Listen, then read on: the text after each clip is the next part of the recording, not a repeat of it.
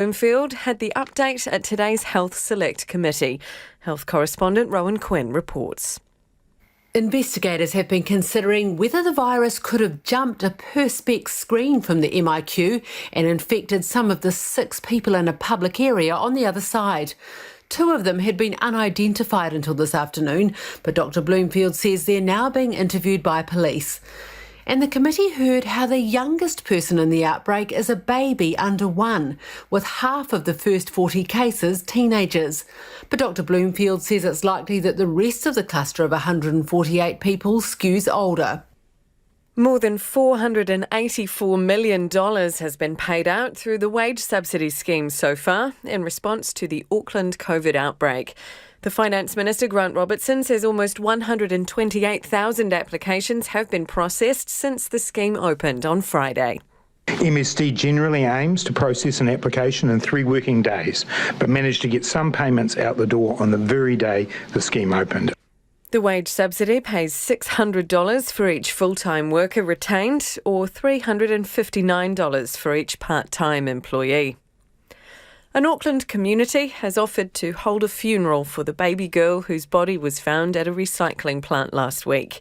The baby was found in the Auckland suburb of Onehunga last Monday, and police have expressed serious concerns about her mother. Auckland councillor for the Maungakiekie Tamaki ward, Josephine Bartley, says the community wants to show their support.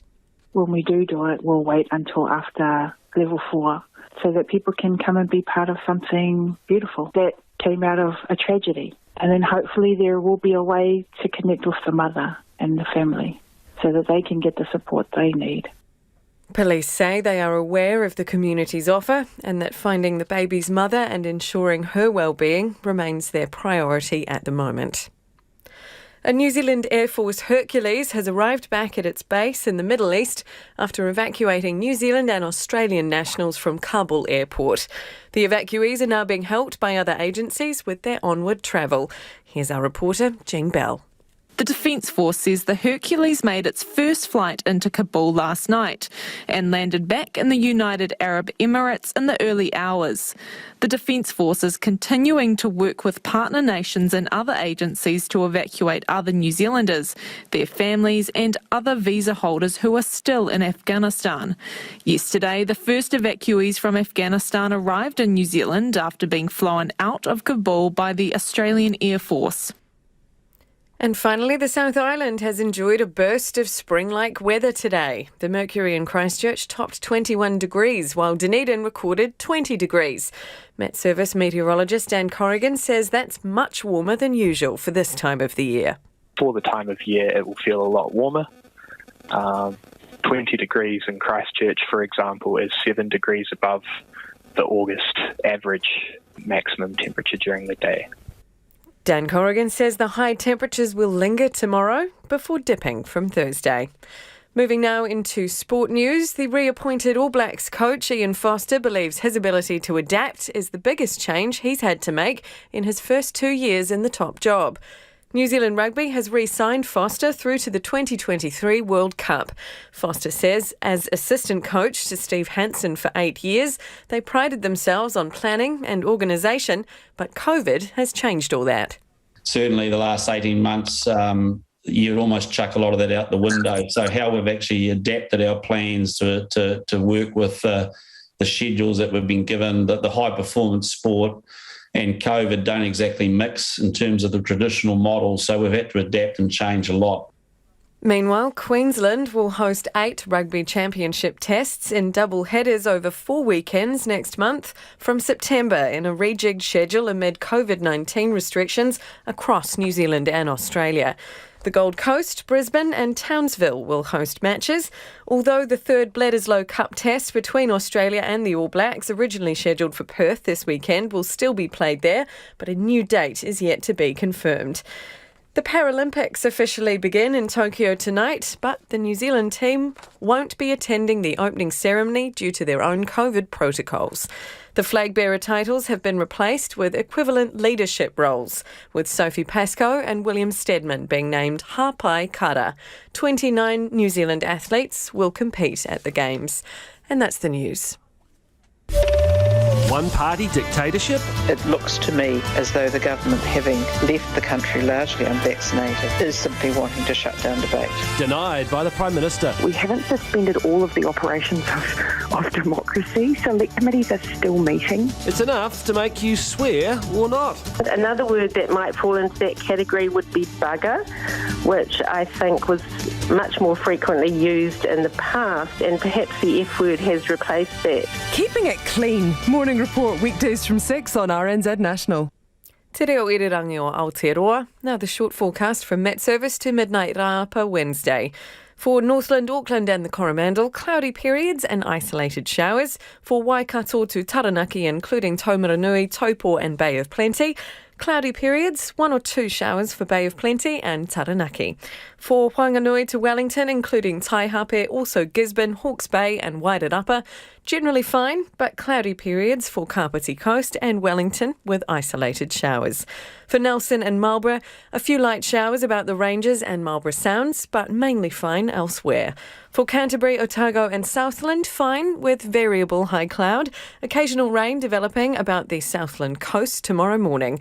For Buller, Westland and Fiordland, mostly cloudy with showers, but rain for Fiordland and inland Westland. Heavy falls about the ranges south of Ortida. And for the Chatham Islands, fine spells. That concludes the short forecast from Met Service to midnight rāpa Wednesday. You're with RNZ National. The time is 7 minutes past 5. Nā mihi, Sarah. Tēnā koutou katoa, no mai haere mai ki Checkpoint I tēnei rā, ko Lisa Owen tēnei. COVID case numbers are still rising, with 41 new community infections reported today. The figure is expected to get worse before it gets better. With almost 150 community cases, officials say they're starting to get a better understanding of the outbreak. Here's political reporter Katie Scotcher. 7 days in lockdown and the case numbers are continuing to climb. 41 new cases reported today, bringing the total number since the Delta outbreak began to 148. 137 are in Auckland and 11 in Wellington. We're not there yet in terms of where we would expect the cases to peak up. That's expected to happen between days 8 and 10, meaning the next few days are the ones to watch. Reassuringly, we're not seeing an exponential growth in case numbers, so that's good. And we're also seeing that the vast majority are in Auckland, with all the Wellington-based ones linked to extant cases. Subclusters are also emerging as officials get a better picture of the outbreak. The largest is connected to the Assembly of God's Church of Samoa in Mangere with 58 cases.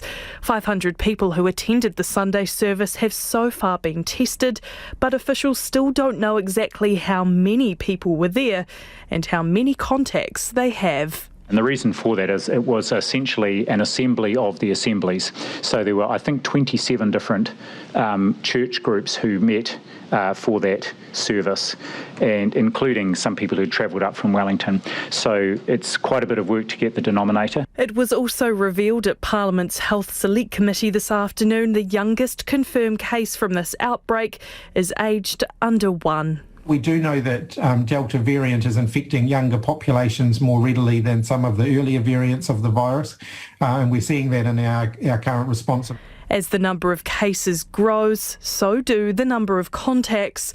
Almost 16,000 people have been identified, but only about half of them have been tested. For comparison, at this point in the outbreak in August last year in Auckland, there were around 1,500 close contacts, so more than 10 times the number of close contacts identified. The Director General of Health, Ashley Bloomfield, says roughly 600 more contact tracers have been recruited to keep up. A big increase in our contact tracing capacity that started to come on board from last night from other government departments and indeed from the private sector as well.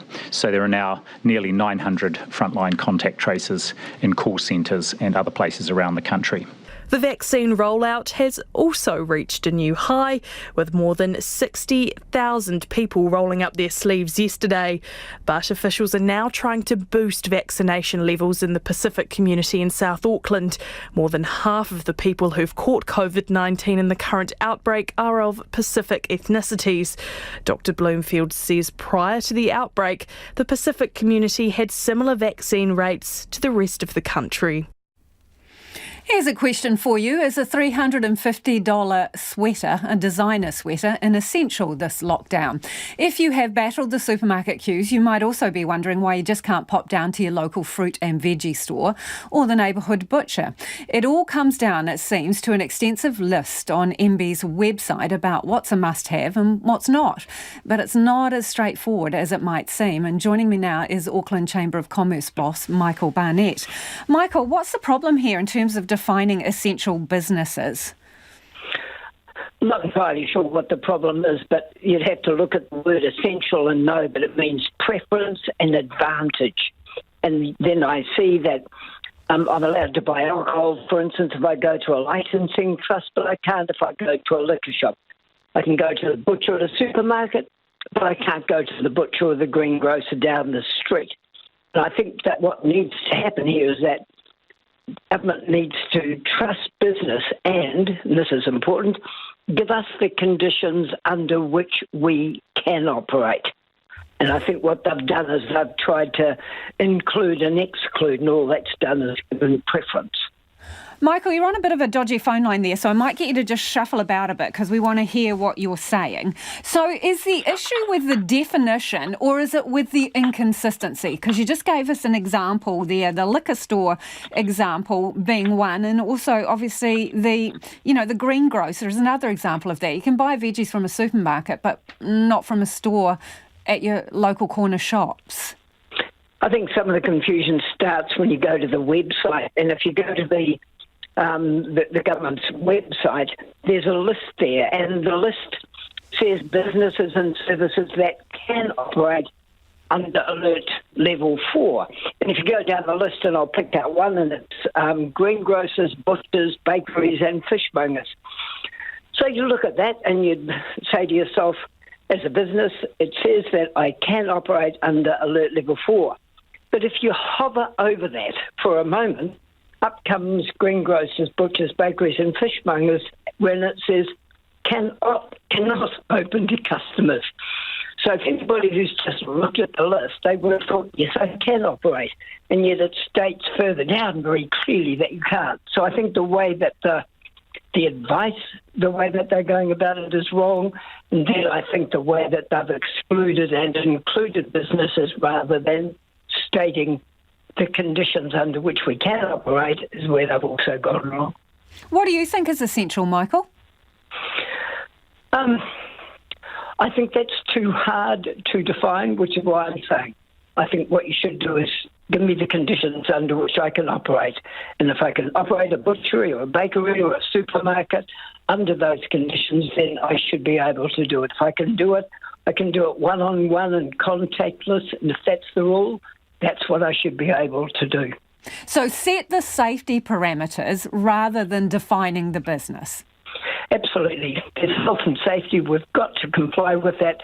Set those parameters, set the conditions under which I can operate or should operate, and let me comply with that. Business is very good at doing that. So it doesn't bother you, for example, that some of us got a mail out from a designer, a fashion designer today, offering jumpers, as essential. They range from about $250 to $350, and sandals, fashion sandals, over $300. I mean, it would be pretty difficult to argue that those things are essential, wouldn't it, under the definitions? No, but they're not essential. But you can do business in those areas. I could go out and buy a Gucci bag right now, but I can't buy a skein of wool. And that's the stupidity of the system that they've got. So I'm saying we did 2020. We learned a lot from it. We know how to behave. And now's the time to tell us the way that you want us to behave and allow us to comply with that. What are you hearing from businesses about this?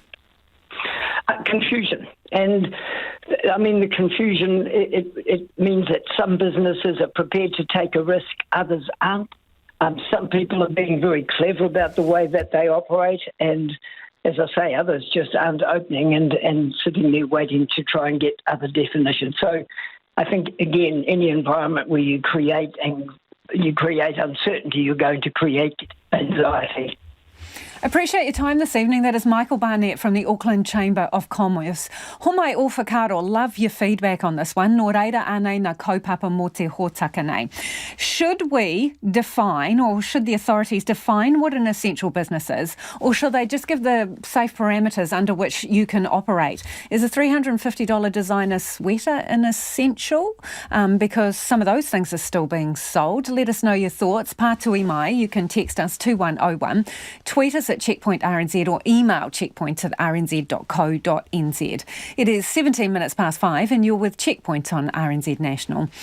Kia ora rawatu mō te whakarongo mai. E a haere ake nei coming up. Could children as young as 5 get a COVID jab in the future? And the student nurses swapping studies for swabs. The two people believed to be in the Crown Plaza at the same time as the suspected source case have been tracked down. 6 people passed through the MIQ Hotel's atrium when the person from New South Wales was also in there. Officials are investigating whether the Delta variant could have leaked into the community through the public passageway in the same building as the hotel. Our reporter Nick Trubridge and cameraman Nick Monroe went to see how the virus could have jumped from MIQ.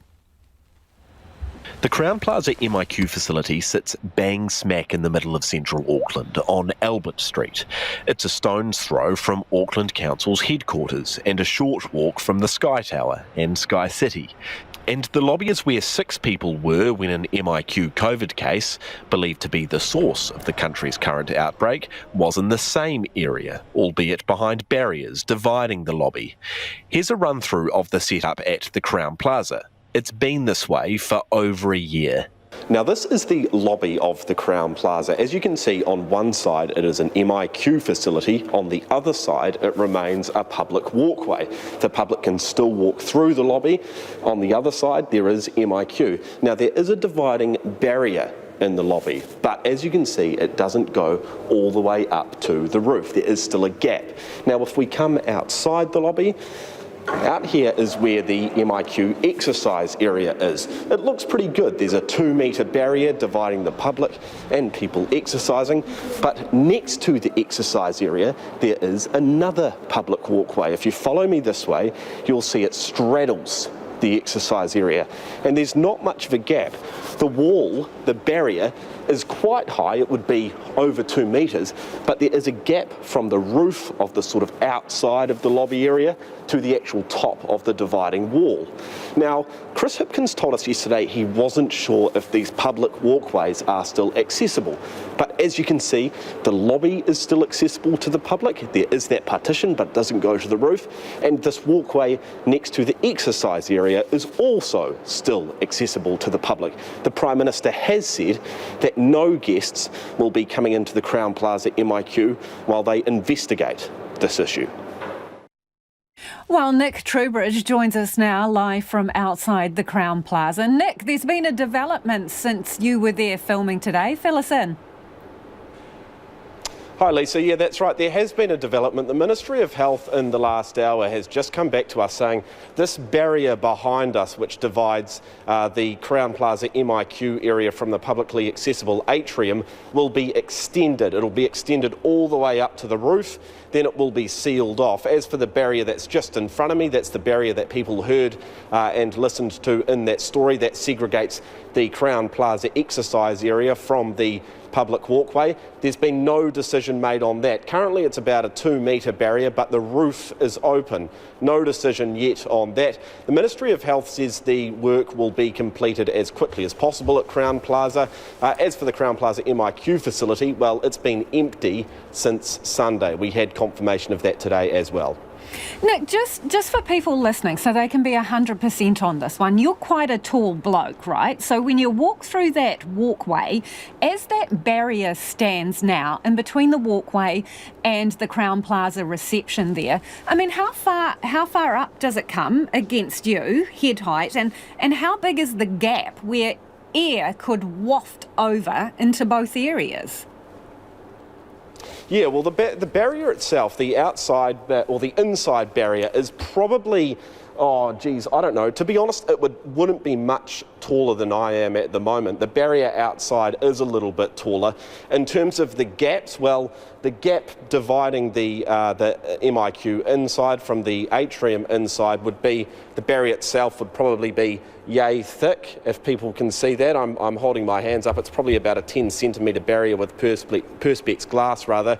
The barrier outside, that's the second barrier next to the exercise area, well, the gap there is, in fact, there's not really a gap at all. They sort of straddle right next to each other. You have the gate of the exercise area and right next to it, the barrier. And so in terms of the height, Nick, it doesn't go right up to the ceiling. So what is there, about a foot between where the top of the barrier ends and then the ceiling, or is it bigger? Look, the one inside, I would say it's more than a foot, Lisa. I would say it's probably nearly a metre. It's probably just under a metre. Thanks, Nick. That is Nick Trubridge, who is outside the Crown Plaza. Now, you can watch our 2 Nick's piece on our website and see that barrier at the Crown Plaza for yourself. It is almost 22 minutes past 5. Kia mau tonu mai. You're listening to Checkpoint on RNZ National. It's been revealed that a baby who is not even a year old is the youngest person to have COVID in the Delta outbreak. There are 41 new community cases today, bringing the total cluster to 148, with a number of the current cases in their 20s and late teens. Since the outbreak, the government's approved COVID shots for 12 to 16-year-olds, officially from September 1st, but they can be vaccinated now if they tag along with a parent who is getting immunised and has a booking. Last night, COVID modeller and government advisor Rodney Jones told Checkpoint vaccinating people down to the age of 5 years old will be necessary to achieve a vaccination rate over 80%. Well, joining me now is vaccinologist Helen Petousis Harris. Good evening, Helen. What evidence is there for vaccinating under 12s against COVID so far? The clinical trials that include those younger age groups are just about completed enough for the data to be presented for authorisation. So it's expected next month in the United States. So at the moment, it all looks good as far as I know, and maybe we might see some action a little bit later in the year. First in the 5 to 11s, and then the 6-month to 4-year-olds. So they're even looking at younger than that the 5-year benchmark, to younger than that. Yep, all the way down to, I think it's 6 months infant. So do you think there's a bit of a psychological barrier when it comes to encouraging people to get vaccinations when we're talking about very, very young children, and how would we get around that? Well, I mean, most vaccines are actually targeting our very youngest children, and they're usually the ones that the new vaccines are rolled out to. So I don't think that it should be any different, other than the fact that there's been a phenomenal number of adults and older children that have gone before. So in terms of practicalities, if it were to get approval, is it something that you could give with other early childhood vaccinations? Very likely. At the moment, of course, initially we didn't have data on administering the mRNA vaccines with other vaccines, but that's all coming through now. So I think we can expect to see progressive changes. There's no reason to think there would be a problem administering it at the same time. It's just that we take these things one step at a time as we gather the data. So, Helen, from your point of view as a professional who works in this area, I mean, how would you feel if the clinical evidence was there for it to be safe for a young kid in your life to be vaccinated? Let's say a child under the age of 3. Would you be comfortable with that? Absolutely. In the same way that I would be with any other vaccine that has gone through that approval process. Because again, obviously when the COVID vaccination has gone through trials for adults and then for teens and then 12 years and up, a lot of people were concerned at the speed at which it went through the process. What would you say to them about that? I'd say it's. I think I'd turn that around and say, actually, look at what we can do and what we haven't been doing for so many populations in the past by getting things moved quickly. It was about taking away the barriers. The science was there already. So, yes, it's gone fast, but there was a whole lot of things that actually made that possible that normally haven't been available to us. So, Helen, do you think this is a direction that New Zealand has to go in, under 12s?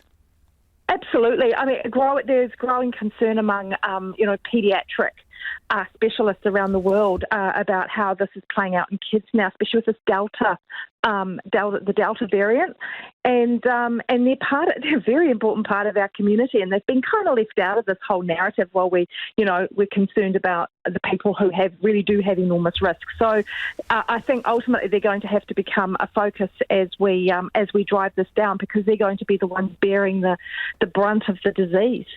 And Helen, realistically, in terms of time frames, when do you see the earliest where this could become a reality and an option for New Zealand kids? I think there's sort of an expectation that you'll see approval in the United States in the next couple of months, and I guess it depends on New Zealand's regulatory agency, MedSafe, how quickly they approve it here. For those age groups, I guess we have to wait and see, but potentially I guess it could be at the end of the year.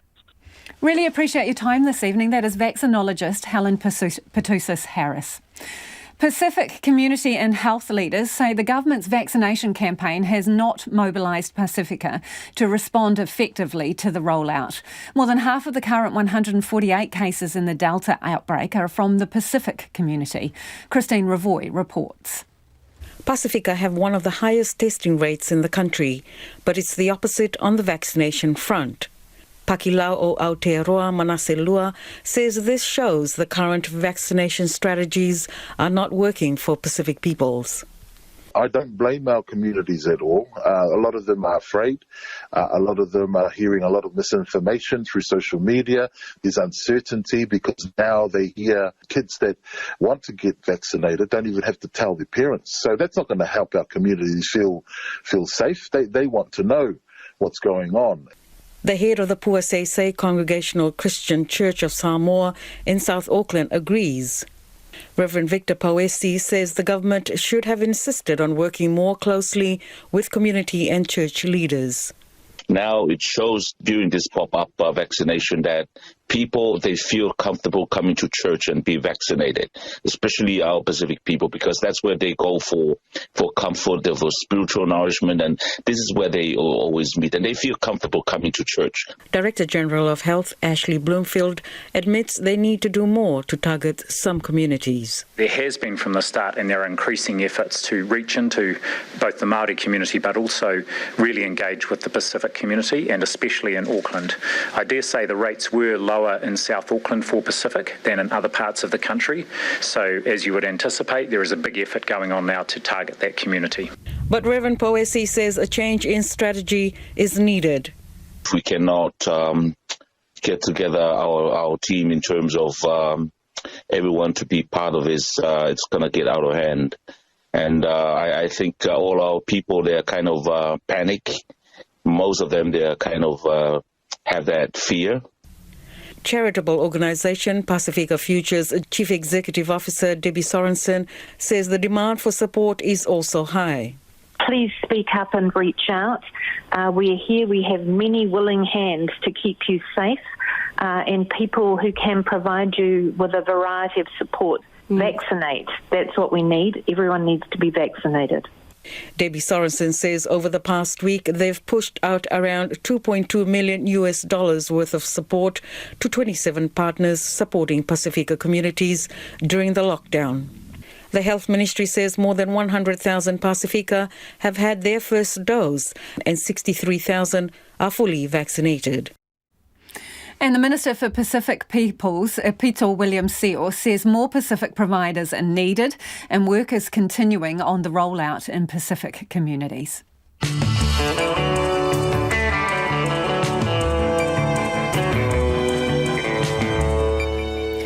Kia ora, e te iwi e haere aki nei I our checkpoint, the recruitment drive for med students to become vaccinators, what lockdown means for those getting cancer care, and the 100-year-old who's proudly brandishing a vaccine card.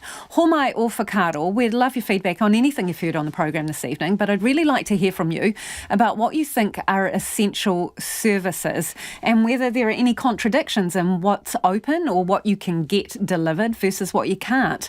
You can get in touch via text 2101, tweet us at Checkpoint RNZ, or you can email checkpoint@rnz.co.nz. It is time now for the headlines. Ane a Sarah mina pita pita kōrero.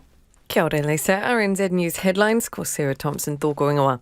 Health authorities are warning the public to expect the daily COVID-19 case numbers to keep increasing over the next few days. 41 new cases have been reported in the community today, bringing the total to 148. As the Auckland cluster nears New Zealand's largest ever, the Deputy Prime Minister Grant Robertson warns the outbreak has yet to peak. The Director General of Health, Ashley Bloomfield, agrees but expects the spread to slow by the end of the week. 2 people near the Crown Plaza MIQ facility at the same time as a person believed to be the source of the current outbreak was being transferred have now been found. Authorities were trying to trace the last of 6 people spotted on CCTV near the hotel while the COVID-positive returnee was in the lobby.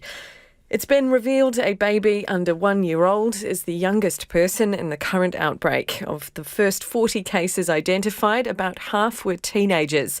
Meanwhile, it was a record vaccination day yesterday. More than 60,000 doses were administered. A New Zealand Air Force Hercules has arrived back at its base in the Middle East after evacuating New Zealand and Australian nationals from Kabul airport. The Defence Force says the Hercules made its first flight into Kabul last night and landed back in the United Arab Emirates in the early hours. Yesterday, the first evacuees from Afghanistan arrived here after being flown out of Kabul by the Australian Air Force. The Ministry of Education is bringing back home learning television for the lockdown. Educational lessons and learning support for home-based families will be back on TVNZ from tomorrow. There will also be entertaining content suitable for children, including Susie Cato presenting.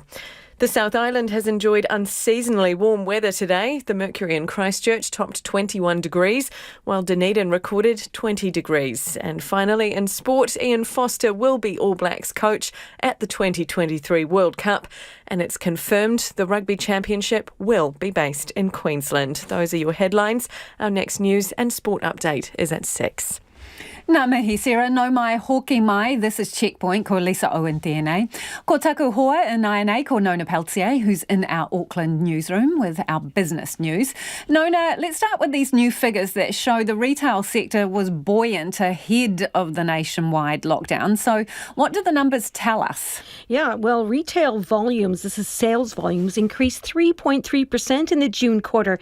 That's a much larger than expected increase, and it follows a 2.8% increase in the March quarter. Now, economists don't think that that kind of level of spending is sustainable, and especially now with the level 4 alert lockdown, you'd expect that to have eased somewhat. But look, the prices were, the kinds of things that people were buying included vehicles, electric goods, housewares, well, basically you name it, and it was across all regions of the country. So expect that to moderate somewhat, but nonetheless, as we've seen in the past, when the level 4 lockdown lifts, retail spending is likely to pick up again, which means those interest rates that we keep talking about are likely to rise by the end of the year, even now. And Nona, another well-to-do in the energy sector, the major energy users group, says Meridian has been making excess profits over the past 20 years. So how will this information be used? Now, the major electricity users group noticed in September 2018 that there was a big increase in wholesale prices. So they decided to choose one of the 4 big gentailers. The one they chose was Meridian because it's the biggest by market cap, but also it's the sort of of purist, most confined to just a power company, unlike some of the others that have other kinds of business interests. So they focused on this particular company, and what they found, well, according to their economic probability analysis, which was conducted by a private company called Ireland Wallace, they suggested that Meridian produced $3.5 billion in excess costs, and that it ended up with about a $2 billion excess in profits over the past 5 years. So what they're going to do with this information is they've passed it on to the Electricity Authority, which is undertaking a review of wholesale market now, and that information will help inform the Electricity Authority on whether or not there is some need there for some reining in of pricing. And Nona, a quick whip around the markets? Oh, I just wanted to mention that Meridian definitely said that there was something not quite right with those figures, just in its own defense there. I didn't want to miss that out. But yes, so Meridian's share price ended up down 2.5%, while the other big gentailers ended up in positive territory. Overall, our market index ended up 8 points to 13,072. And the New Zealand dollar gained a little bit against the U.S. currency, and that's mostly a U.S. dollar story, currently trading at 69 US cents, 95.6 Australian, and 50.3 pence. Thanks, Nona. Nona Peltier with our business news. An Auckland community has offered to hold a funeral for the baby girl whose body was found at a recycling facility last week. The baby was found in the Auckland suburb of Onehunga last Monday evening. Police are appealing for any information about the baby and have expressed their concerns for her mother. Auckland councillor for the Mongakeke Tamaki ward, Josephine Bartley, told our reporter Nita Blake-Person the community wants to show support. Just very sad to read that the mum, felt like she had no other support or options. So the community have been wanting to do something. And I got a message last night from St. Peter's Church from Dana Townsend and Pastor Petra, that they would like to put on a funeral service for the baby. And I thought, yep, that is exactly why Onehunga is such a great community. I've been wanting to do something myself, but unsure how to do something. So then I emailed our area commander for the police and asked if they could help. So the police have gotten back to me today. I believe they're waiting on the family to come forward. If they don't come forward, then I'm hoping that they will let us do this for the child and also for the mother.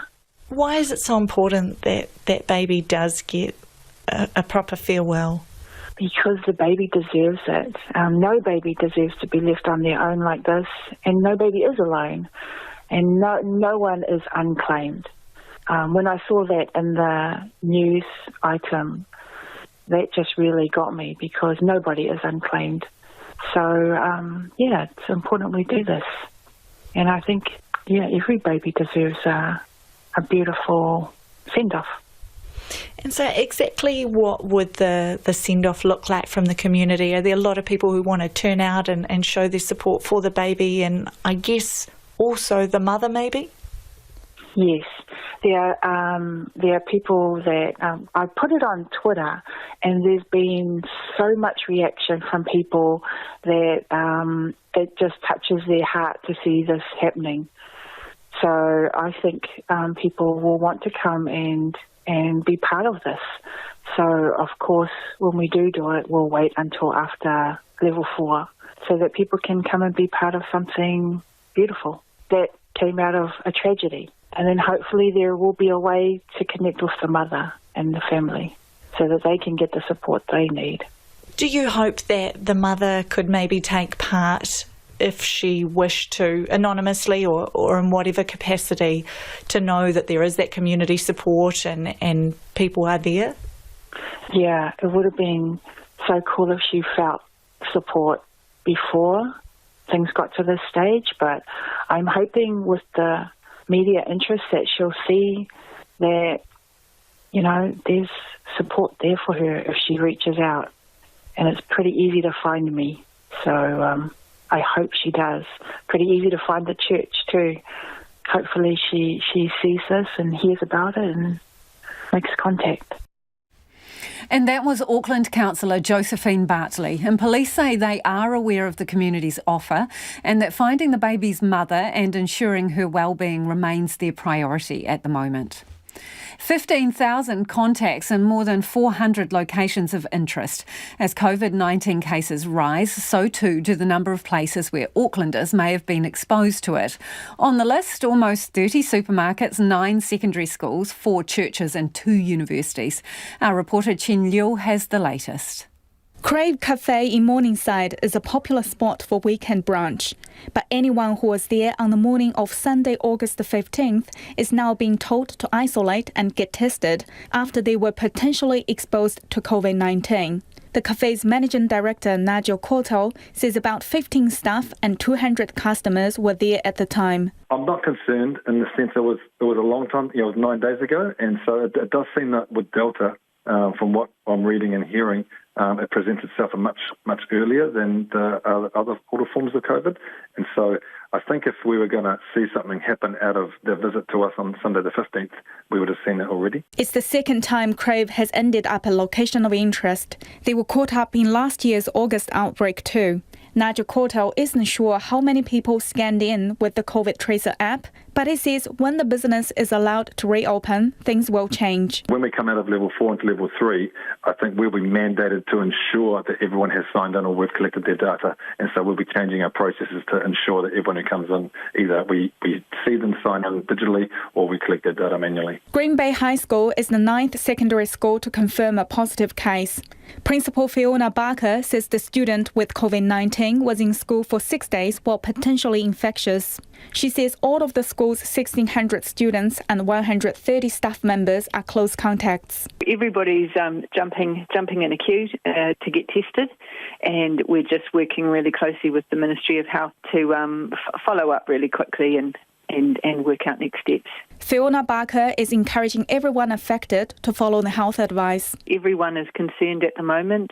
I think it's a worry in communities for sure. But I think that we're doing the right thing. So we'll just follow that good advice from the Ministry of Health and continue to do what's necessary. 58 of the 148 COVID-19 cases are connected to the Samoan Assembly of God in Mangere, making it the largest subcluster in the outbreak. Its spokesperson is Jerome Meka. We're concerned in terms of the severity and also trying to cooperate fully with the Ministry of Health. And for us, it's also just making sure we do the best thing for the best interest of Aotearoa. Several new locations at the Auckland University of Technology's Central City campus have been added to the locations of interest list. And the university says it's working with health authorities to identify close contacts. The latest church to be caught up in the outbreak, St. Therese Catholic Church in Mangere East, says it's getting in touch with parishioners to provide support, including food. 2 Pack and Save stores in Royal Oak and Sylvia Park have also been visited by positive cases. Director General of Health, Dr. Ashley Bloomfield, says the rapid spread shows Delta is highly infectious and is important for people to abide by the rules. I do again encourage people to continually check the Ministry's website. There is obviously the functionality with the map and the ability to search to identify locations of interest that may be relevant to you. Dr. Ashley Bloomfield says nearly 900 people are working as contact tracers around the country. Well, it's not all doom and lockdown gloom. In fact, in the South Island, people are enjoying, in the safety of their bubble, an early arrival of spring. Lots of people have been out on their state-mandated exercise, lapping up some much-needed vitamin D. Our visual journalist Nathan McKinnon and reporter Kim Moody caught up with some of them. A bit of sunlight is good for the soul. Welcome and enjoyed by these people in the South Island. Been out in my garden at home. Looking at the lovely daffodils and spring flowers. Oh, fantastic. Yeah, you're just able to get out and get in the garden. I was painting the house this morning and it's just so much easier. Well, life in general is easier when the weather's nice.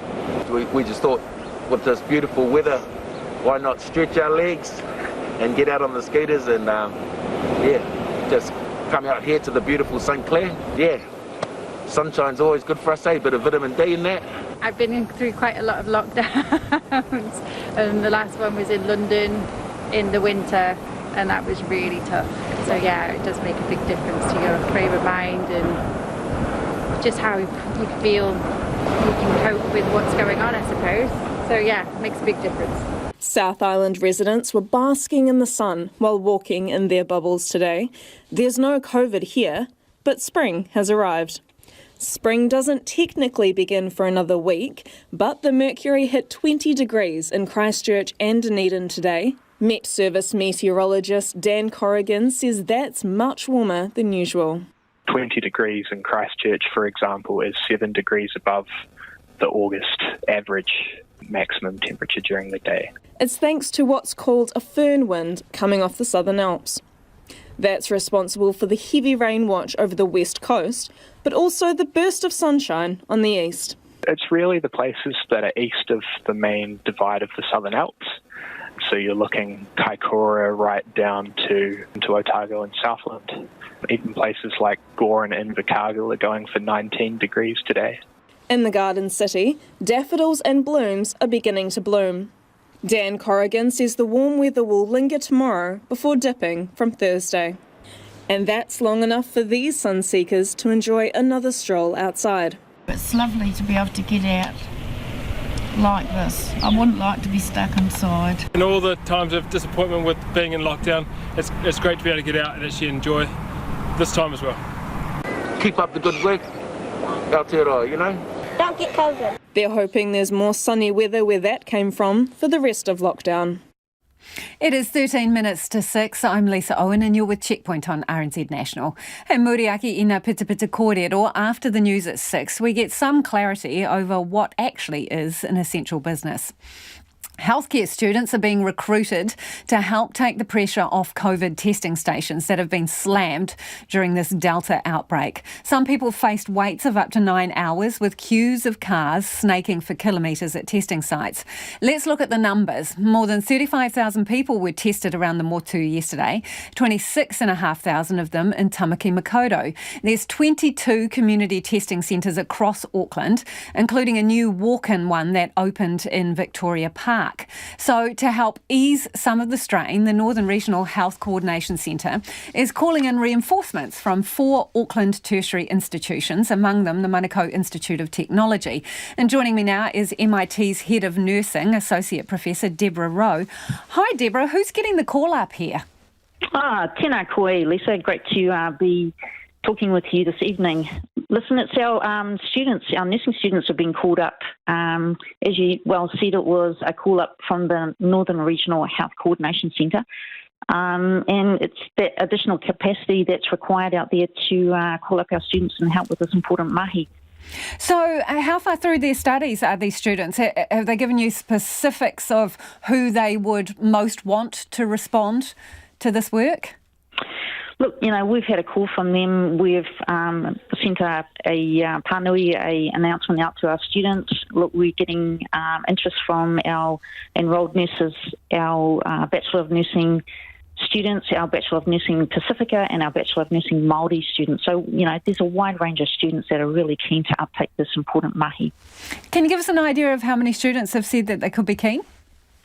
Look, you know, I've been fielding emails. Obviously, they've got to go through the head of school to get permission to do this important mahi. I've been kind of 50 confirmed, and around 100 students have shown interest in getting emails all the time coming through. So do they, get off class for a bit and go and do this kind of practical experience? Look, you know, at the moment, all our students that have been in clinical have been stood down until further notice. Obviously, you know, they're not able to go into clinical. They are doing online learning and course simulation, assignments, assessments. But a lot of them have indicated that they were working part-time and they've been displaced from their part-time work. So this is a fantastic opportunity for them to do the weekend work or after-hours work when they're not studying.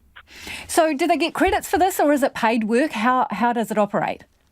Look, you know, they're going to be an employee of the Northern Region Health Coordination Centre, so obviously the centre's going to pay them. Look, you know, they are able to learn more skills, but also, you know, get some money for what they're doing. What's the going rate, Deborah? That's a conversation between the employer and the employer, but from what I understand, it's a competitive rate. It acknowledges the importance and responsibility of the work they're doing. And also it's an attractive opportunity, particularly for those, as I've said, who have lost part-time employment. So are you hearing it's above the minimum wage? It's above, what I understand, above the minimum wage. So, it's a fantastic opportunity. So what exactly will they be doing?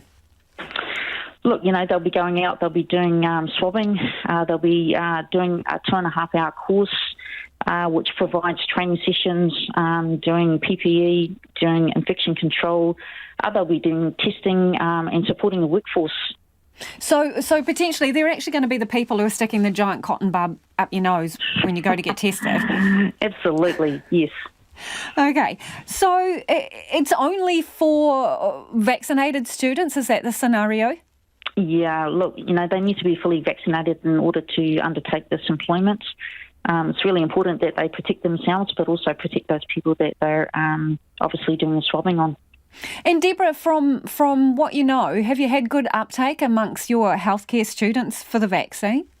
Yes, look, I'm really proud of our Tawera, our students at MIT. They've really embraced and engaged in taking up the vaccine, so it's absolutely fantastic that they're able to be out there now and support our workforce and support those people that are lining up to get the swabs done. Do you know how soon they'll be on the front line? Look, as soon as I've done that training, as far as I understand, they're good to go. Great to talk to you. Ngā mihi, that is the Associate Professor Deborah Rowe, who is the Head of Nursing at MIT. And as you heard there, students being recruited to take some of the pressure off testing stations. Now, let's get to some of your feedback. We've had a bit coming in on what essential purchases are. So Grandma Judy's got in touch to say, I can buy alcohol to be delivered, but I can't buy board games or playing cards to be delivered to my grandchildren. That's interesting, Judy. Linda says, in the first lockdown, I was grateful to shop at a greengrocer that also sold milk, eggs, butter, etc. It lessened the likelihood of transmission because their customers were able to avoid the dreaded queues, even more dreaded in Delta land. Beyond me, why the government doesn't welcome these local grocery, dairy, fresh produce shops. They are a godsend, says Linda. Julie G's got in touch and says, I feel greengrocers and butchers should be able to open if they choose. It's okay for dairies and service stations. It should be okay for them. And dentists and vets, says Julie. And I think we should be able to order books online. Also, she reckons. Do keep your feedback coming, 2101 on the text, or you can tweet us at Checkpoint RNZ. One of Wellington's MIQ facilities has transformed into a dedicated quarantine hotel for those who've tested positive for the virus. Last night, University of Otago epidemiologist Nick Wilson told Checkpoint it's too risky to have central city hotels as quarantine facilities, particularly because of the Delta variant's high transmissibility. Our reporter Jake McKee and cameraman Samuel Rillstone have the story. Wellington's Grand Mercure Hotel is now a quarantine facility. It used to be managed isolation and quarantine, but in this current outbreak, that's changed. The hotel is neighboured by residential properties spreading hundreds of metres down each side of the terrace, and across the road is a primary school. Quarantine facilities in the centre of town have some virus experts pretty concerned. University of Otago epidemiologist Michael Baker agrees they're not ideal, but thinks they're okay for now. The main thing that we recognise with this virus from the beginning is it's predominantly airborne, so droplets and aerosols. But I think as time has gone on, the science has really caught up with practice and just reminded us of how important it is to organise the management of cases or people in quarantine and cases in isolation with that knowledge in mind. Mr Baker says if there's poor ventilation at the hotel or in spaces nearby, people could get infected quite quickly. He says at a well-managed facility there should be minimal risk to those living nearby, but he says Delta is a whole new ball game. But I think with the Delta variant, it's just a reminder that even fleeting contact is enough, and we have to think now not in terms of the 2 metre rule, because we know the virus does not obey the 2 metre rule. An aerosol that can travel a significant distance, it can fill a room, And so ventilation is our friend, sunlight's our friend, and distance is still very good. The MIQ team wasn't available for an interview, but said they have a lot to weigh up when they're setting up these places. That includes workforce supply, suitability of the hotels and their proximity to hospitals. Bryce Edwards has children at nearby Te Aro School.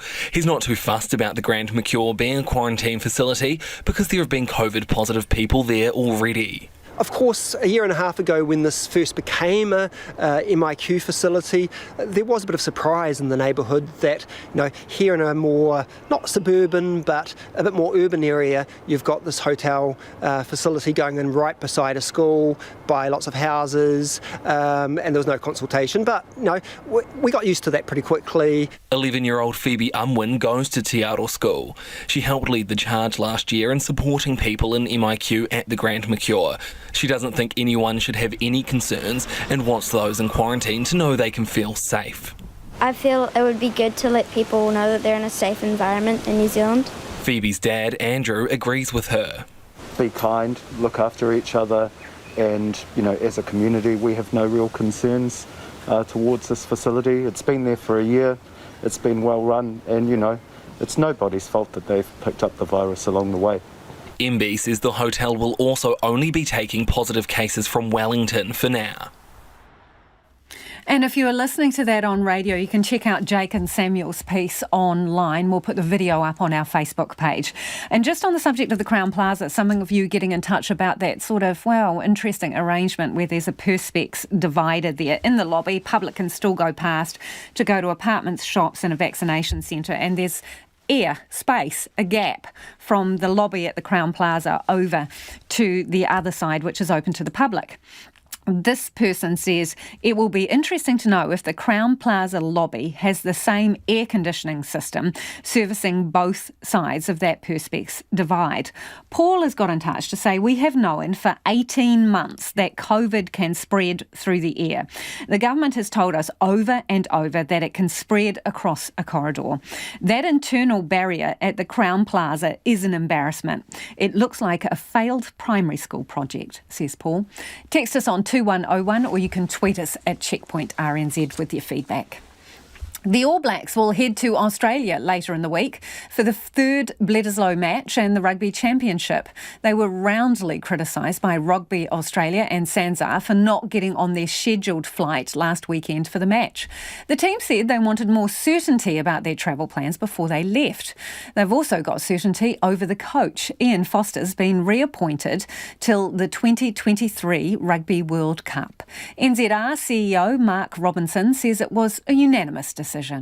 Working through it made sense to have this done sooner rather than later, and the timing just felt right, with the combination of the uncertainty ahead combined with what was seen and the feedback from the group, over the last, especially through this year and towards the end of last year. We have obviously, as we always do, conducted regular reviews and catch-ups with how the group's tracking, and that was all looking really positive. So that gave us a really good sound foundation to make the decision and move forward.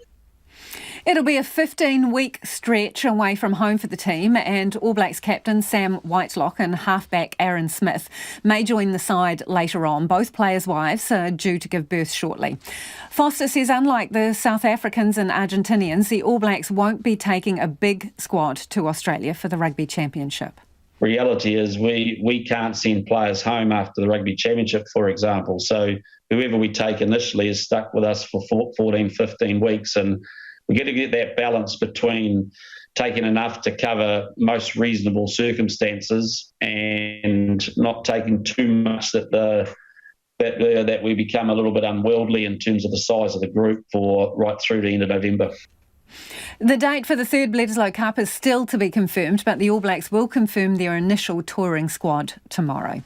Some more of your feedback now on what is an essential business and what's not. Roger says if the range of shops are permitted to open is extended beyond supermarkets, even though they may not be operating as an essential business, it would almost be impossible to police. I doubt whether we could trust all sole traders to maintain and police safety parameters, says Roger, to prevent the transmission of COVID-19, nor would it be easy for them to be held accountable if they don't. Let's confine permitted shops to supermarkets who have the resources to police their own premises. Leslie says we just need to look across the ditch to see the results of allowing businesses to decide for themselves who is essential. While he agreed that it is frustrating for butchers, greengrocers and bakeries to have to shut when others can sell designer clothing, the purpose is to reduce the spread of a deadly virus. Ahi Marie, RNZ News at 6. Ko Sarah Thompson, tōku ingoa. Around half of the first 40 cases of the COVID Delta variant detected in New Zealand are teenagers. And a baby under 1 year old is the youngest person in New Zealand to catch the COVID virus in this outbreak. The government is working its way through the numbers and says it expects the loading might change. Meanwhile, 38 of today's 41 new community cases are in Auckland and 3 in Wellington. Health authorities are warning the public to expect the daily COVID-19 case numbers to keep increasing over the next few days. There are currently 148 positive cases in total. A South Auckland church deemed the largest cluster in the current COVID-19 outbreak says it's making sure everyone affected will get tested. Samoan Assembly of God Church Mangere, one of the 4 churches caught up in the outbreak, now has about 58 cases linked to it. Its spokesperson, Jerome Mika, says the church is working with authorities and health providers on testing.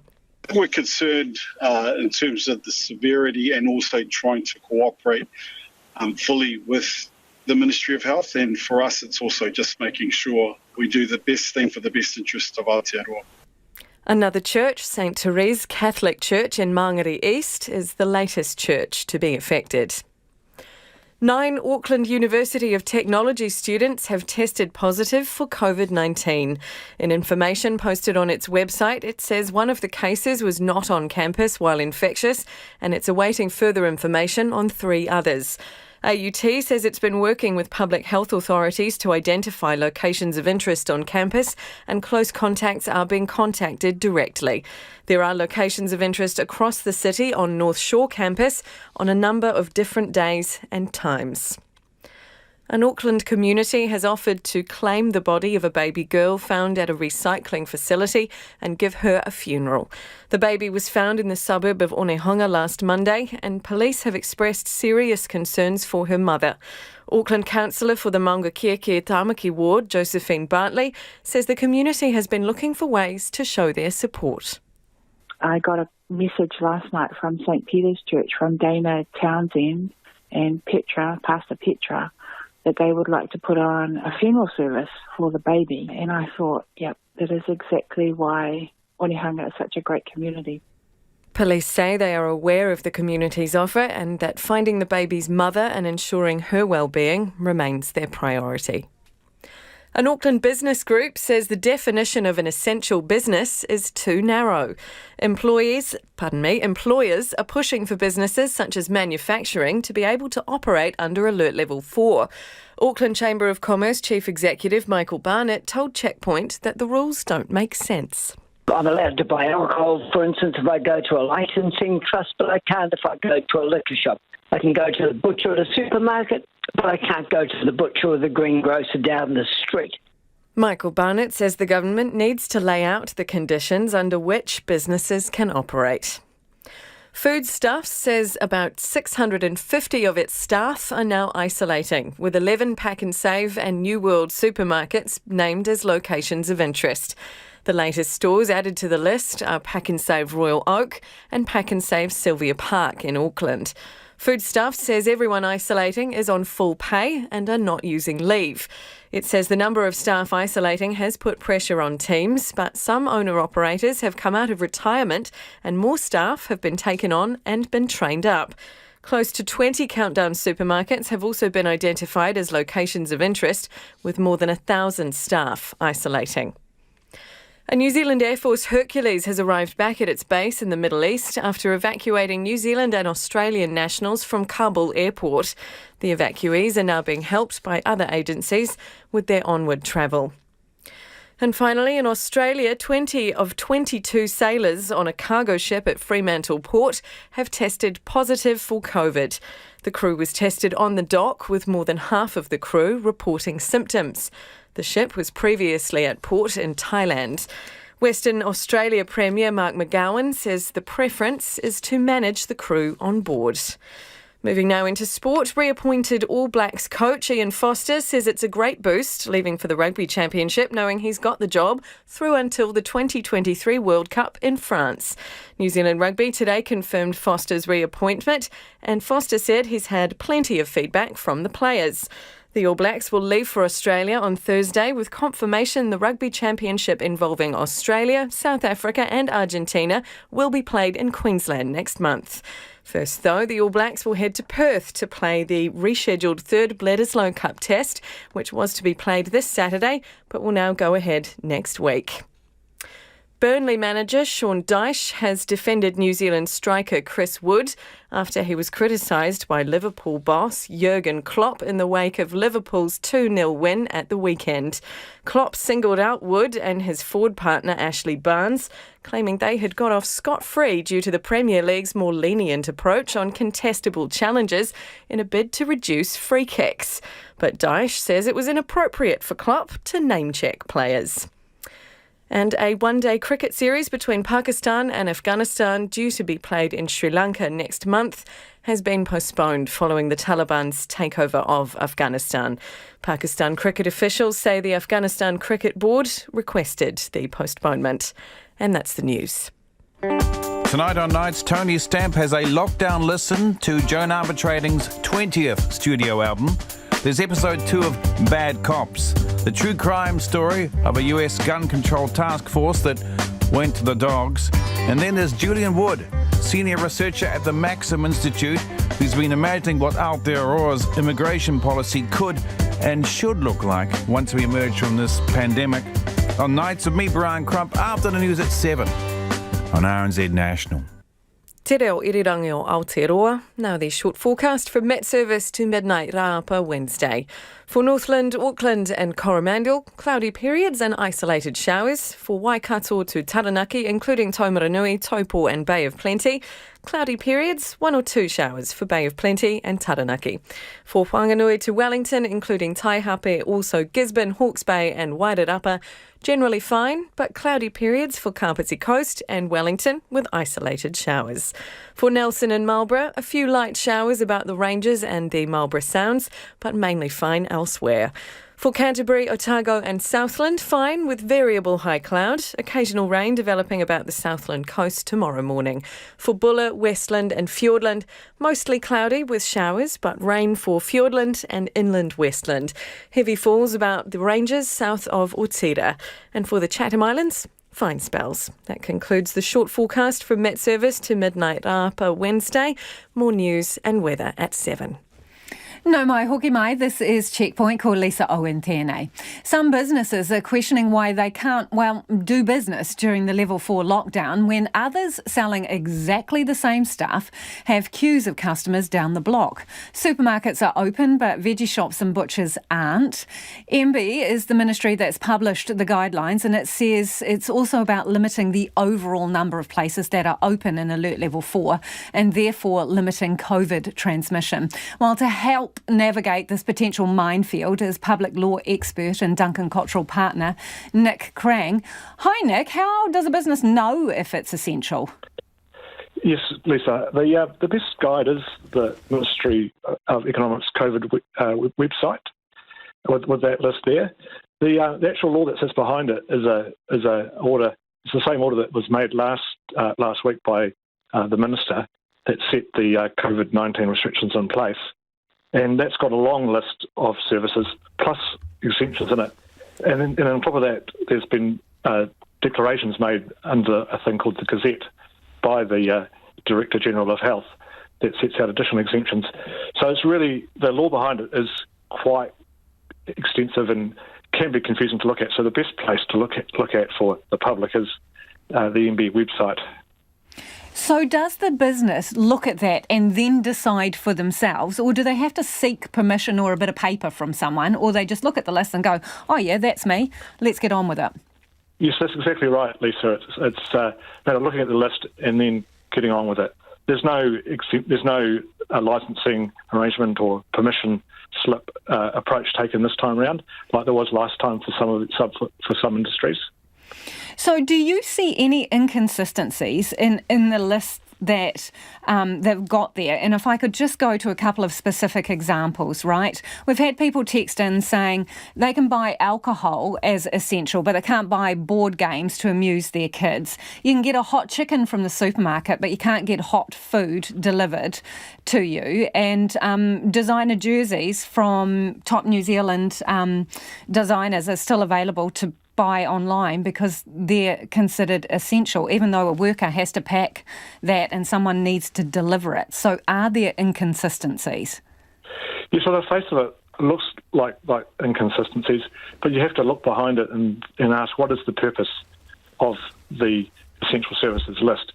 And it sits within the overall context of the COVID-19 legislation and the lockdown orders we have. So the overall, we're trying to limit the spread of the disease, and the essential services are exceptions from that, just to allow the things that the government thinks we need to have to live our lives and stay in our homes and carry on our lives, and what's essential for that. Not all the things that are nice for it, but the things that are essential for it. And when you look at some things, say like the alcohol exemption, on the face of it, you might question that, but there'll be situations where that is seen as an essential service for some people. Is a $350 designer jersey an essential service, though? An essential item? Because, again, it takes workers to pack up and it takes someone to deliver it, doesn't it? And if we're trying to reduce contact, that's contact for something that some people would argue is non-essential, where the greengrocer down at your corner might, for other people, be absolutely essential. Yes, look, because some things don't make sense on their face like that. And then you look at it behind the scenes, people still need clothes to wear. And there's also a level of bluntness with the approach taken as well. And you can't narrow down everything to the umpteenth degree with this kind of order that applies across the whole country. So there's some things that you just have to accept aren't going to make sense on their face and aren't consistent. But the overall purpose of this is to achieve the most effective lockdown that we can. And the order is made within that context. In that context, is there any requirement for fairness? So, because the other thing that listeners point out to us is it favours big sellers, chains that already have a monopoly in some situations. So is there a requirement in making a public law like this around safety to also reflect a degree of fairness? So the overriding objective here is the control of the disease and the most effective measures we can put in place to achieve that. And that's the question that the Minister has asked himself in making the order and the objective of it. So things will be unfair, but fairness is not not a primary obligation, and it might not even be a part of the purpose at all. So what are the consequences for businesses who, are a bit loose with their interpretation of whether they're essential or not? Yes, so if you are in breach of the rules, then you are at risk of prosecution from the police or other government agencies for breaching the rules. And the MB is operating a helpline to call in if you observe that. I think many people, if you operate in good faith against those guidelines and don't push the boundaries too hard, you're going to be safe and make an honest decision looking at what the list is, then you're going to be safe from that kind of prosecution. But if you're clearly acting outside it, and you know you are, then you're really putting yourself at risk. I mean, obviously this isn't our first lockdown, right? It's not even our second one where we've had strict restrictions. So do you think that there hasn't been an improvement in this and the rules around what's essential and what's not in between? Have businesses been consulted enough, and do they have a clear framework and guidelines compared to earlier lockdown situations? Lisa, I think it's better than it was in March 2020. I'm not aware that the government did a consultation or a general public consultation. They may have done some things behind the scenes. The list itself is more comprehensive this time around than 2020. And in some areas, it's tightened down on what the restrictions are. And it's also been very clear this time round about what measures you have to take if you're an essential business to operate your business, whether that's when you have contact or in some cases when you can't have contact as well. Appreciate you clarifying clarifying that for us. That is Nick Crang, who's a public law expert there, talking about what the definition is really of an essential business and what's not. Every year, more than 25,000 New Zealanders find out that they have cancer. So what happens with diagnosis and treatment during a level 4 lockdown? And for those people who are partway through their treatments with a hospital system dealing with a highly contagious Delta outbreak and hundreds of staff in isolation. Well, joining me now is Cancer Society Medical Director Chris Jackson. Chris, what is the situation at the moment in terms of people's treatment? Is it all going ahead? Have you heard of any cancellations? Well, kia ora, Lisa. Last year when we had COVID level 4 lockdown, we experienced a huge reduction in the amount of service that was provided in New Zealand hospitals. And what we saw in New Zealand was a slowdown in the numbers of diagnoses of people with cancer. And what we've seen internationally during the COVID outbreak is people whose diagnoses have been slowed and whose treatments have been curtailed. And New Zealand, we really learned from that. So last year with Te Aho o Te Kahu, the National Cancer Agency, we got all the VHBs together, bagged a few heads and made sure that cancer treatment pretty much got on as near to normal as was absolutely possible. And within only a few months, we caught back up again. This time round, we've learned all those lessons from last time. And on day one of the lockdown this time, the instructions went out to the DHBs, this is what you must be getting on with. So all the chemotherapy can and is going on, is able to be going on, and the same with the radiation therapy. That doesn't mean to say it's business as usual. A lot of the appointments are going online, so people have had cancellations from their face-to-face appointments, and now that's being done by telehealth. The number of visitors allowed into the cancer units, it's important to have support, but because of the physical distancing, the units have really said we can't have people in the units there too. And so the number of visitors and support people are almost zero. But the treatments themselves are going ahead. The other thing which is happening too is that a lot of the operations for things like hips and knees and gallbladders and hernias and the like, they've all been cancelled or deferred at least. That actually means there's more capacity in theatres, so cancer operations, whilst they may have been rescheduled, are still able to go ahead. So we're looking this time to make sure that people who need the treatment, they get it. Have you heard of any delays around colonoscopies? Yeah, look, there has been some rescheduling and things aren't normal, that's for sure. And we know that the screening services, for example, did take a brief pause, certainly last time, and that's happened again this time as well, a brief pause while they reorganise themselves because they're high throughput outfits and so they want to make sure that all the physical distancing arrangements are in place. So yeah, there have been some pauses. But what we saw last time with colonoscopies in particular was after a brief pause, the numbers went right back up again and we caught up in almost no time by the additional lists as soon as they came out. So yeah, some delays and some rescheduling for some diagnostic procedures, but we know if we don't do them, then people's cancer diagnoses get missed. So just to give us a bit of an idea here, right? 25,000 people in New Zealand will find out that they've got cancer this year. So in terms of people sitting at home now in level 4 lockdown in a hospital ward, wherever, how many are there of us who are facing cancer right now? Well, I mean, there's over 9,000 people each year who would get chemotherapy and radiation, and so they may be on treatment for many, many months. There may be several thousand people getting treatment at any one point in time. And these are a particularly vulnerable group of people. You know, their immune systems have been knocked around by chemotherapy, surgery or radiation. And internationally, we know people who've had cancer or cancer treatments have been more vulnerable to the impacts of COVID. And so it's important that they're well looked after.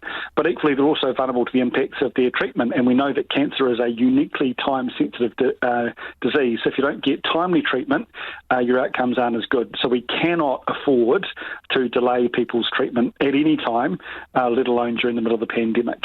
So it's really important we've made those things keep going. So yep, absolutely rescheduling some stuff. Absolutely, it's not business as usual, but the critical treatments need to be getting on. One of the things, Lisa, that happened last year too with the diagnosis is we know that New Zealanders are a super compliant bunch, and that we know that people have been been following the lockdown rules stringently, and that means some people who've had cancer symptoms haven't actually been going to their doctor for their checkups. And whilst the GP workforce is working heroically at the moment with swabs and vaccines and the like, actually many practices can still offer face-to-face appointments of people with serious symptoms. And so my message to Kiwis is if you've got symptoms which are persistent or of concern, it's still important to be seen by your GP and face-to-face if need be. So while I've got you here, Chris, should cancer patients be getting vaccinated? What are the deal around that? Yeah. Yes, absolutely. There's only a very few small number of people for whom would have concerns around that. For the overwhelming majority of people with cancer, the vaccine is effective. And the question is not one of safety. The vaccine, it's an mRNA vaccine, it's extremely safe. The question is it as effective in people with chemotherapy as other conditions? We know that the antibody titers don't quite get up as high, but also it's important that people get their vaccines just the same. Your own oncology service can give you advice about the perfect timing of getting that vaccine done, but if we do get COVID in the community in a widespread way, people with cancer will be at more risk, so it's important to make sure people with cancer or on cancer treatment do get vaccinated. Good to talk to you. That is Dr. Chris Jackson, who's the Medical Director for the Cancer Society. It is 21 minutes past 6. You're with Checkpoint on RNZ National.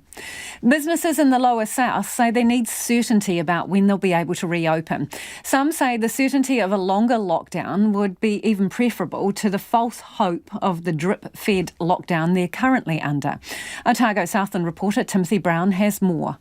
When the Prime Minister announced the potential emergence of the Delta variant a week ago, she said a short, sharp lockdown was required to combat it. But a week on, and businesses in the lower south are starting to feel as if level 4 is anything but short, though they're feeling the sharp end of it.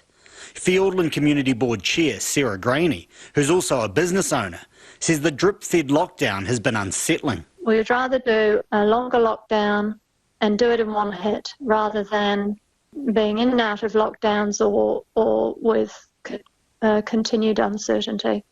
Sometimes I don't think that central government really understands what they do to people on the ground running small businesses or even larger businesses when they have a more haphazard approach to things. She says the uncertainty surrounding the length of the lockdown means business owners even face stressful decisions around whether to take the support available, such as the wage subsidy. Many of them will need to access that wage subsidy immediately, but they won't want the complications of having to pay it back if we're not in lockdown for a fortnight, for example. So, give us some certainty, give us some clarity, and don't put additional pressure onto businesses. That's just going to make things more stressful. Business South Chief Executive Mike Collins says feelings are mixed about whether a longer lockdown signalled right from the start would have worked better. But he says many bigger businesses with greater logistical issues are voicing that view. There is a bit of frustration from some organisations around the concept of getting kind of drip-fed, releases of how long the lockdowns might take.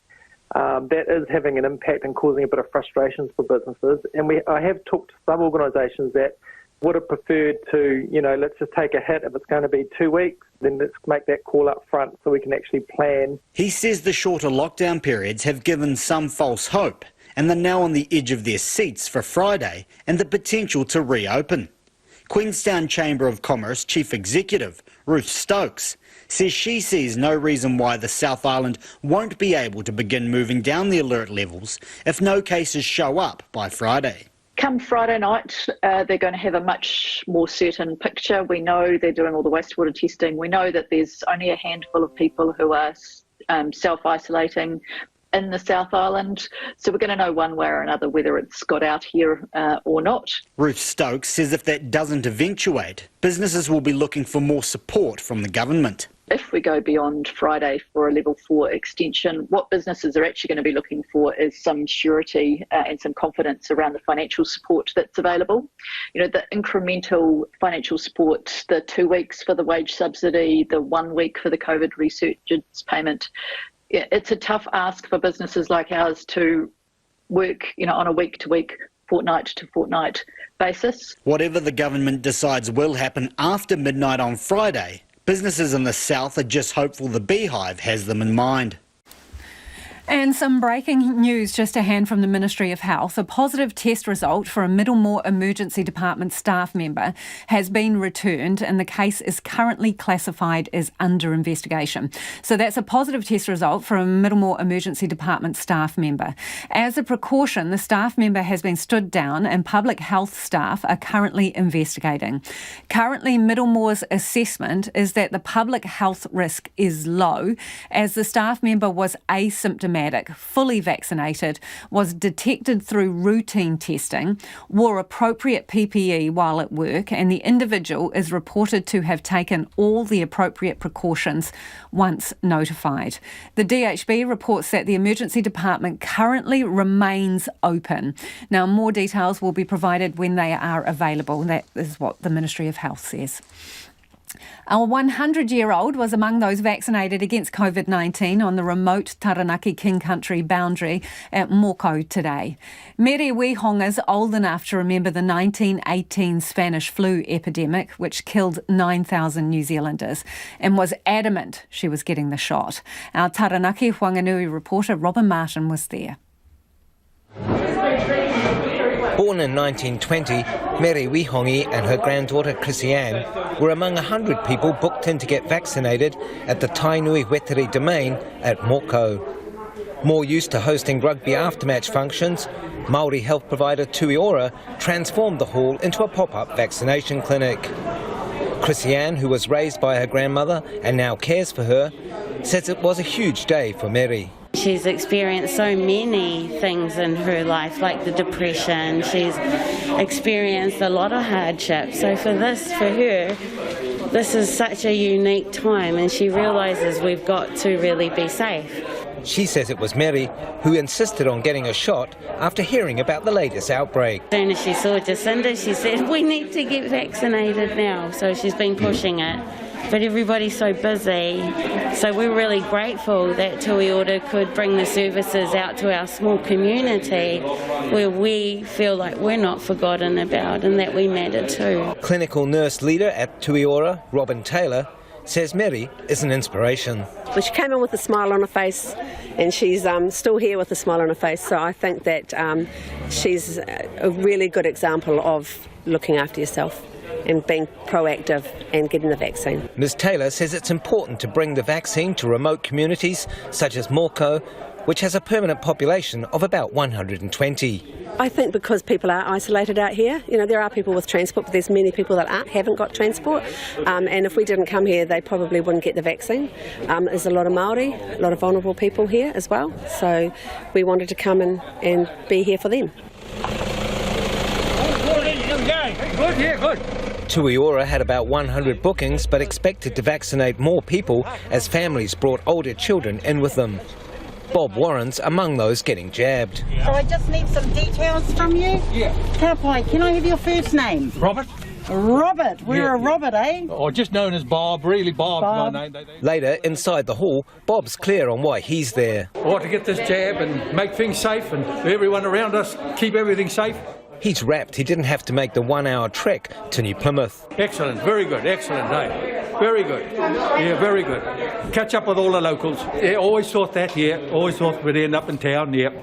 Farmer Steve McKenzie is on the same page. It's awesome, makes life a lot easier, especially when we live this far out in the country, we can't just pop to town and get a jab, So, it's definitely good. John O'Sullivan, who teaches students in Myanmar online, can't fault the service. Brilliant. It makes it so much easier. Like for Mum, I don't know, Mum gets about pretty well. So she's not that old. There's lots of older people in our neighbourhood, so in our community, so I think this is very good. Very good. Pretty thankful, actually. As an added bonus, Tui Ora's Patsy Bodger is distributing care packages for families to take home. We've got hand sanitisers, soap, wipes, masks, sanitising wipes. But Steve McKenzie Sr. thinks he's lucked into something tastier. I've opened your pack, Steve. Some white bait? Oh, awesome. No, I leave that to you. Thanks a lot. Tui Ora will be operating another pop-up clinic at Yuranui tomorrow. Right, before we head off, some of your feedback on the Crown Plaza. This person says, with billions of dollars lost every week in lockdown, not to mention the health and well-being of a nation, how could this barrier at the Crown Plaza even be approved as an effective measure to contain a deadly airborne virus? Absolutely shocking, this person says. Heads should roll. We've been sent a special treat from one of our listeners, Jocelyn. She sent us a rhyme. So here we go, the rhyme from Jocelyn.